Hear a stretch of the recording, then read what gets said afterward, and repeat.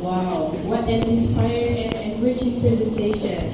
Thank you, Dato, for sharing such a profound perspective on ecological design. We'll now open the floor to questions from the audience.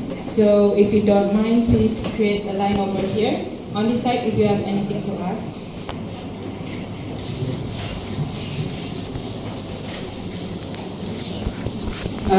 To kickstart the session, I'll begin the questions from yours truly, me.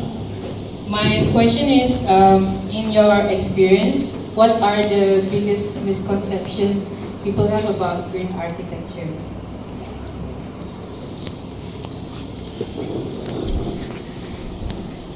Well, as I said, I think Pam will tell you there are 2,200 registered architects, and there are another few hundred being introduced every year. So it's a competitive business being active. When you ask any of the 2,200 architects, do they do this green design? I'm sure all of them will say yes, but few of them understand ecology, few understand ecological design. And so, as they say, it is greenwash. You just,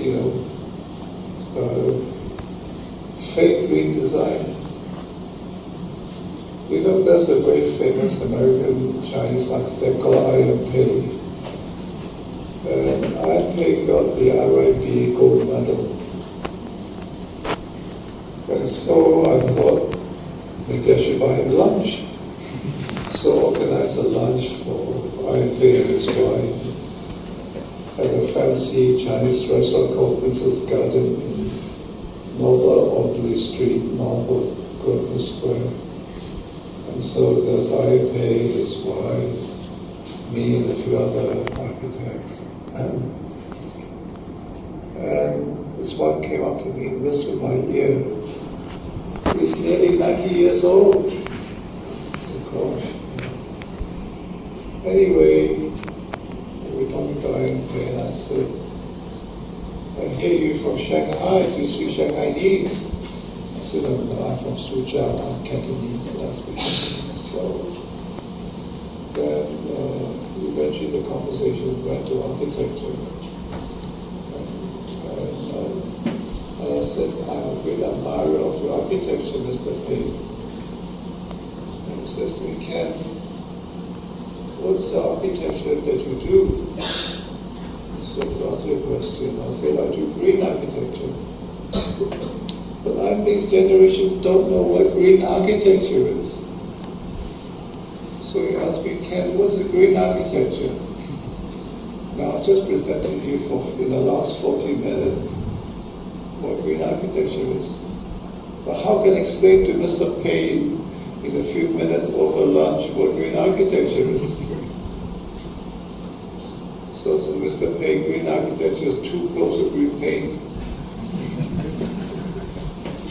He nodded and said, "Oh, that's good, that's what green architecture is about." Anyway, so my contention, as you can, from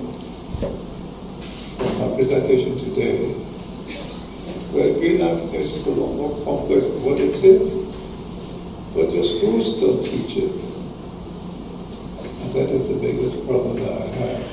So how can you design and ensure a sustainable and resilient future? But architects, you're key people to make the environment green. I'm not aware of this. So what can I do? I can't do very much. I'm not a politician. I'm not an influencer. So the only thing I can do is to show leadership by example through my work, through my books. But I can only do so much within my lifetime. I work, 8 or 9 hours a day in my office.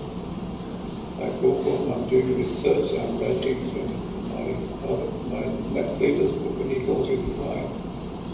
So my day is full, not just in the daytime, in the weekends as well. So it's important that we, as the next generation, pick up what I do and look into ecology design. So your school architecture, like your school, needs to change the curriculum. You have to tell the head of school to please change the curriculum to include ecology. Now, not just ecology, what I found very sad is,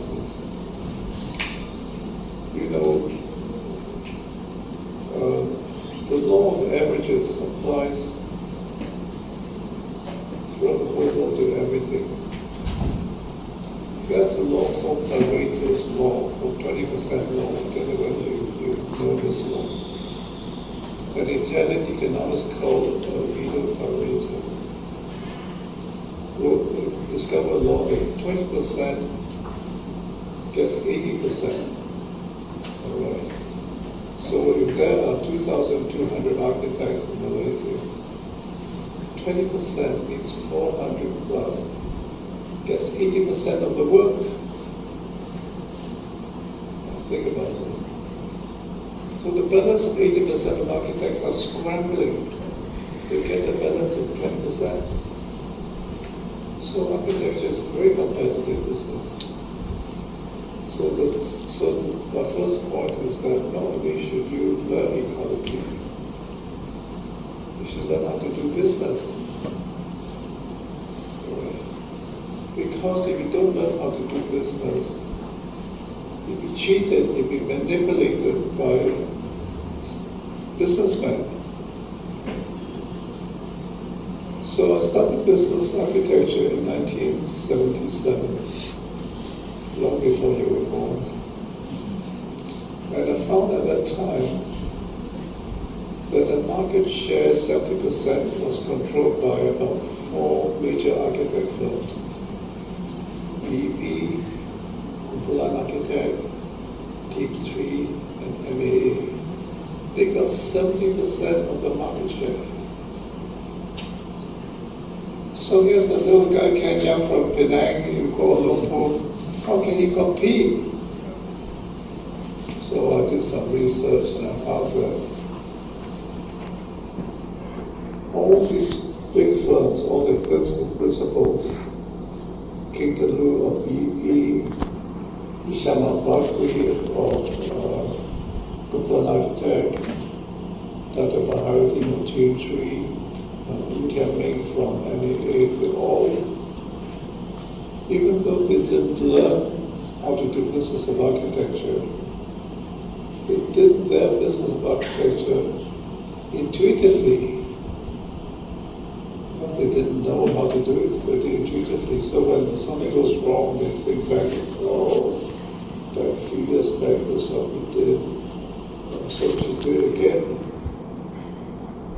So I thought, maybe I should learn how to do business of architecture and learn it systematically. And so I started to take courses in 1977 at the Malay Institute of Management, Singapore Institute of Management. But once you understand the business of architecture, your approach is systematic, it's not intuitive. Now it doesn't guarantee success, but gives you a sense of direction of what you should do and what you shouldn't do.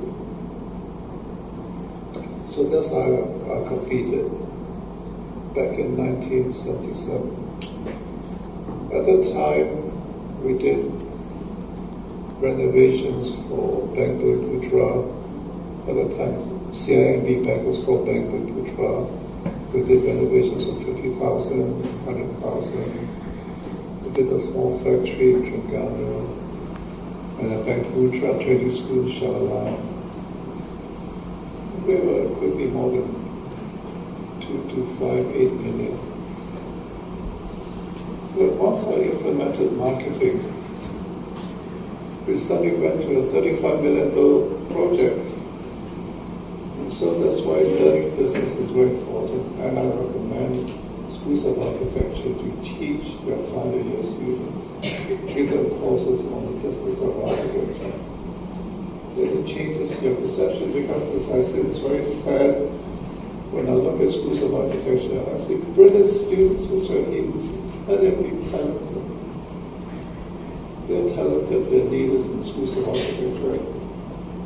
They think the same strategy as schools of architecture is the same when they leave. But it's different. You're dealing with a community of sharks. They look at you and they say, "You want a project from me? Do a design first."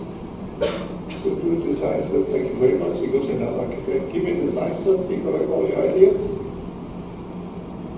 The Bhagavad tells you not to do work for free. So when you don't know, you're hungry. And so we have to be aware of the business world, which is shark eats shark, dog eats dog. And that is why it's so important to learn business. And that's what I did in 1977. Then I realized that I have to market for business. Now, to market for business, there's passive, and there's active, and there's proactive. Passive means you sit and wait for business to come to you. It's so competitive unless you have a shop out in the high street or a shop out in the shopping mall. Nobody will come and give you business. So passive does not work. Then you try active. Active means you go meet clients and says, "Give me a project." You go to the government department and says, "I need a project." Then the client will say, "Why should I give it to you? You're a new guy. You have no track record. Give me a free design." And so that's active. And then that's proactive. Now that's the secret. So I'll give you a secret today. Proactive means you create your own project. How do you create your own project? So you're passive, active, and proactive. So all of a sudden, with a proactive marketing, I got a project of 35 million. Of course, this is back in 1980, when the development community was just getting going. So I knew some developers, and at the time, this particular client came from Penang and he's looking for projects. And he said to me, "Ken, why don't you find me some property I can buy to develop?" So that means what it is proactive means you create a project. So I look around and I said, "Oh, Dato here in UK, the land is for sale. It belonged to Blend Credit in Singapore." So I went to Singapore to meet the landowner, Encik Ahmad Gauss.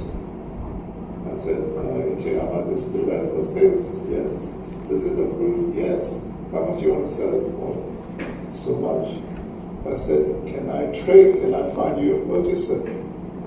He says, "Yes." So I went back to the Penang developer and I said, "Here's the land for sale." I just don't show him the land. I did the financials as well. I said, "Here's the land, this is what you can build there, this is how much you can sell it for, this is how much the land costs, there's a profit that you can make. Make me the architect, I'll introduce the order to you." I says, "Okay." I said, "You don't have to pay me commission, pay me scale fees." And so from 8 million, I suddenly got a $35 million project at scale fees. This is called proactive marketing. You create your own project.